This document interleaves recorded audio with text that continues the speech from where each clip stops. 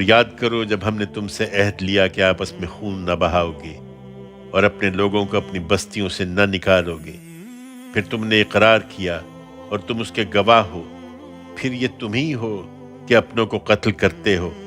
اور اپنے ہی ایک گروہ کو ان کی بستیوں سے نکالتے ہو، اس طرح کے ظلم اور حق تلفی کے ساتھ ان کے خلاف ایک دوسرے کی مدد کرتے ہو، اور اگر وہ تمہارے پاس قیدی ہو کر آئیں تو فدیہ دے کر انہیں چھڑاتے ہو،